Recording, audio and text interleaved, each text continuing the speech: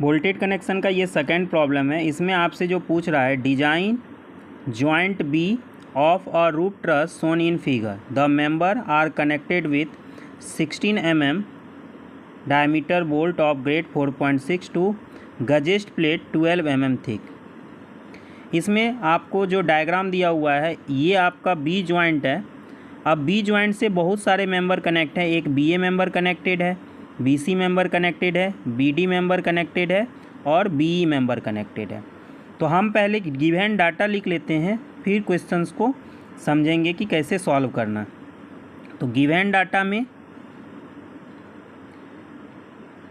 आपको दिया गया है बोल्ट का डायमीटर।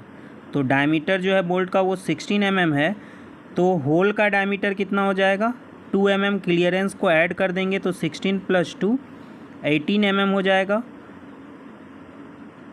ग्रेड दिया हुआ है 4.6। तो आपका FUB का वैल्यू हो जाएगा 400 Nm का स्क्वायर। उसके बाद FE 410 जनरली प्लेट रहते हैं, तो आपका FU का वैल्यू हो जाएगा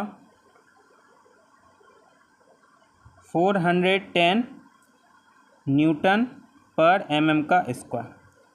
partial factor of safety gamma MB का वैल्यू होता है 1.25, गामा M1 का वैल्यू होता है 1.25।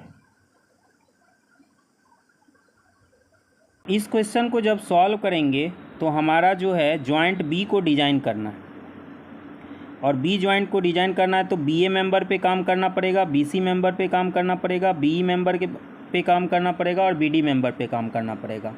तो अब यहाँ पे हम जॉइंट का डिज़ाइन करेंगे तो हमको बी ए मेंबर में कितने नंबर ऑफ बोल्ट लगेंगे, बी सी मेंबर में कितने नंबर ऑफ बोल्ट लगेंगे, बी डी मेंबर में कितने नंबर ऑफ बोल्ट लगेंगे और बी मेंबर में कितने नंबर ऑफ बोल्ट लगेंगे, इसी का हमको क्या करना है, कैलकुलेशन करना। तो हम क्या करते हैं, सिंगल बोल्ट का सियरिंग स्ट्रेंथ कैलकुलेट कर लेते हैं, बियरिंग स्ट्रेंथ कैलकुलेट कर लेते हैं। तो पहला काम है कि हम क्या करते हैं, सियरिंग स्ट्रेंथ सिंगल बोल्ट का निकाल लेते हैं। सियरिंग स्ट्रेंथ ऑफ 1 बोल्ट, और सियरिंग स्ट्रेंथ का फॉर्मूला क्या होता है आपका, FUB upon √3 gamma MB ANB।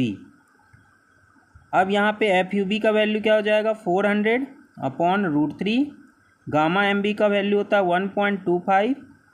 Net area कितना हो जाएगा, 0.78 इंटू π/4, और D है आपका 16 का स्क्वायर कर देंगे। तो आपका सियरिंग स्ट्रेंथ जो आएगा वो अप्रॉक्सीमेटली 29 किलो न्यूटन के आसपास आएगा। करते तो बियरिंग स्ट्रेंथ ऑफ बोल्ट, जब बियरिंग स्ट्रेंथ कैलकुलेशन करेंगे तो इसका फॉर्मूला क्या होता है, 2.5 KB DTFU upon gamma MB। अब ये KB का वैल्यू को हम कैलकुलेट ना करके एग्ज्यूम कर लेते हैं। KB का वैल्यू को हम एग्ज्यूम कर लेते हैं 0.67। इसको कैलकुलेट करने के लिए आपके पास बहुत सारे फॉर्मूले हैं, उससे आप कैलकुलेट कर सकते हैं, बट यहाँ पे मैं KB का वैल्यू को 0.67 एग्ज्यूम कर रहा हूँ। देखिए उसके बाद डायमीटर आपका बोल्ट का ऑलरेडी क्वेश्चन में गिवन है 16 mm। यहाँ पे थिकनेस के लिए काम करना पड़ेगा। थिकनेस आपका जो है बियरिंग स्ट्रेंथ जब निकालते तो मिनिमम होता है, तो यहाँ पे थिकनेस की प्रोबेबिलिटी क्या क्या बनेगी। तो अगर यहाँ पे देखेंगे तो एंगल सेक्शन जो है BA मेंबर के लिए डबल एंगल है, और डबल एंगल अगर होता है तो ये वाला जो थिकनेस है 2 से मल्टीप्लाई हो जाएगा, ये 20 हो जाएगा, और गजेस्ट प्लेट का थिकनेस जो है वो आपका क्या है, 12 है। तो इस जगह के लिए यानी BA मेंबर के लिए अगर बात करें तो थिकनेस जो है वो 12 mm इस्तेमाल होगा। अगर BC मेंबर की बात करें, यहाँ पे भी आपका डबल है और डबल है तो ये वाला जो थिकनेस है वो 2 से मल्टीप्लाई हो जाएगा। तो इस मेंबर यानी BC मेंबर के लिए भी थिकनेस जो इस्तेमाल होगा वो कितना होगा, 12 mm इस्तेमाल होगा। अगर आप बी मेंबर की बात करें तो यहाँ पे सिंगल है, 2 से मल्टीपल नहीं है, डैट मीन सिंगल है। तो यहाँ पे 8 mm है और 12 mm आपके पास गजेस्ट प्लेट का थिकनेस है। तो यहाँ पे जो थिकनेस है वो 8 mm इस्तेमाल होगा, मिनिमम इस्तेमाल होता है। BD मेंबर के लिए ये भी सिंगल है तो और 6 और 12 में आपको कंपेयर करना पड़ेगा, क्योंकि गजेस्ट प्लेट से ये कनेक्ट किया गया है तो थिकनेस यहाँ पे 6 mm हो जाएगा। तो आपको एक 6 mm के लिए कैलकुलेशन करना पड़ेगा, एक 8 mm के लिए कैलकुलेशन करना पड़ेगा और एक 12 mm के लिए।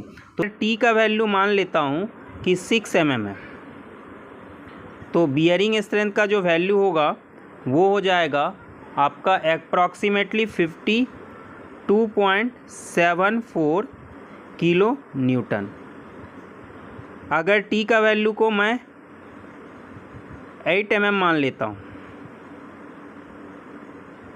तो यहाँ पे जो स्ट्रेंथ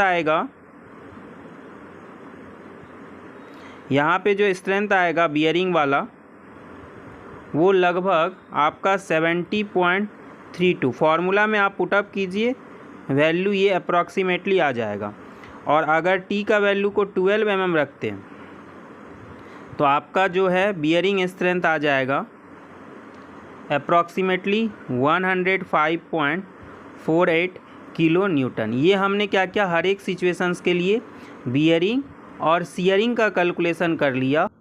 देखिए अब मेंबर की बात करते हैं, जैसे BA मेंबर की बात कर रहे हैं तो BA मेंबर के लिए हम क्या करेंगे, सियरिंग स्ट्रेंथ निकालेंगे। तो सियरिंग स्ट्रेंथ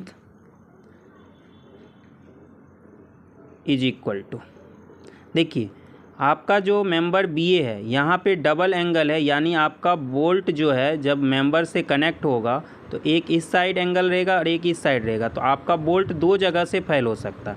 तो ये डबल शियर का केस हो जाएगा, और डबल शियर का केस हो जाएगा तो स्ट्रेंथ क्या हो जाएगा, 2 से मल्टीप्लाई हो जाएगा। तो ये वाला आपका हो जाएगा 58 किलो न्यूटन। इसके बाद आता है बियरिंग स्ट्रेंथ।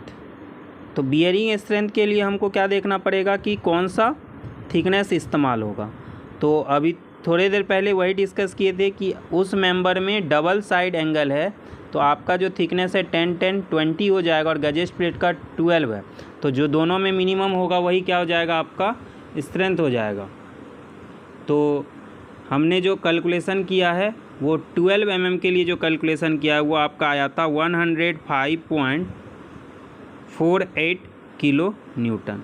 अब इस दोनों में जो मिनिमम होगा वो क्या हो जाएगा, आपका BA मेंबर के लिए स्ट्रेंथ हो जाएगा बोल्ट का, यानी स्ट्रेंथ ऑफ ज्वाइंट। ध्यान रखेंगे कौन से मेंबर के लिए, BA मेंबर के लिए, तो 58 किलो न्यूटन हो जाएगा। और आपको कितने के लिए डिज़ाइन करना उस मेंबर में देखेंगे, 180 किलो न्यूटन के लिए। तो नंबर ऑफ बोल्ट हो जाएगा 180 को 58 से डिवाइड कर देंगे तो ये लगभग आपका आ जाएगा 3.1। आप कम नहीं कर सकते हैं तो इसको लगभग क्या लेंगे, 4 लेंगे। या BC मेंबर पे चलते हैं तो BC मेंबर में भी आपका सेम सिचुएशन है, आपका डबल एंगल्स है बोथ साइड, तो डबल शियर होगा। तो शियर वाला जो स्ट्रेंथ होगा, शियरिंग स्ट्रेंथ वो हो जाएगा 2 × 29 यानी आपका 58 किलो न्यूटन। और जो बियरिंग है वो भी आपका 12 के हिसाब से निकलेगा, तो बियरिंग स्ट्रेंथ हो जाएगा 105.48 किलो न्यूटन, यानी स्ट्रेंथ आएगा, स्ट्रेंथ ऑफ बोल्ट दोनों में जो मिनिमम होगा वही हो जाएगा आपका बोल्ट का स्ट्रेंथ। तो नंबर ऑफ बोल्ट की रिक्वायरमेंट कितनी होगी, तो यहाँ पे आपका जो टेंसाइल लोड है वो आपका 225 है, उसको आप 58 से डिवाइड करेंगे और ये वाला वैल्यू आएगा 3.8 के आसपास। तो इसको भी आप क्या करेंगे, लगभग 4 ले लेंगे। BD मेंबर के लिए, BD मेंबर में भी आपका सिंगल एंगल है तो शियरिंग स्ट्रेंथ क्या हो जाएगा, सिंगल शियर वाला होगा। तो shearing strength is equal to 29 kilo newton. Bearing strength क्या हो जाएगा, बियरिंग स्ट्रेंथ आपका 6 mm थिकनेस के रिस्पेक्ट में निकलेगा। तो 6 mm थिकनेस के रिस्पेक्ट में आया था 52.74 किलो न्यूटन। तो स्ट्रेंथ क्या हो जाएगा बोल्ट का? Strength of bolt is equal to आ जाएगा 29 किलो न्यूटन। तो नंबर ऑफ बोल्ट की रिक्वायरमेंट कितनी होगी? तो आपको जो डिज़ाइन करना है 110 के लिए, तो 110/29। जब इसको डिवाइड करेंगे तो ये लगभग 3.79 के आसपास आएगा, जिसको आप क्या करेंगे 4 कर लेंगे। बी मेंबर पे चलते हैं। तो बी मेंबर में भी शियरिंग स्ट्रेंथ क्या हो जाएगा? सिंगल शियर का केस आएगा, तो शियरिंग स्ट्रेंथ हो जाएगा आपका 29 किलो न्यूटन। बियरिंग स्ट्रेंथ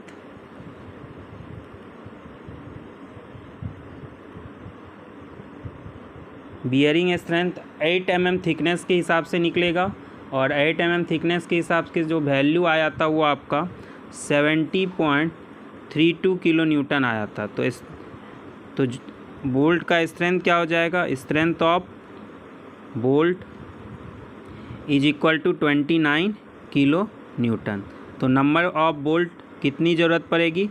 तो 75 किलो न्यूटन है, उसको 29 से डिवाइड कर देंगे, तो ये लगभग आपका 2.58 आएगा,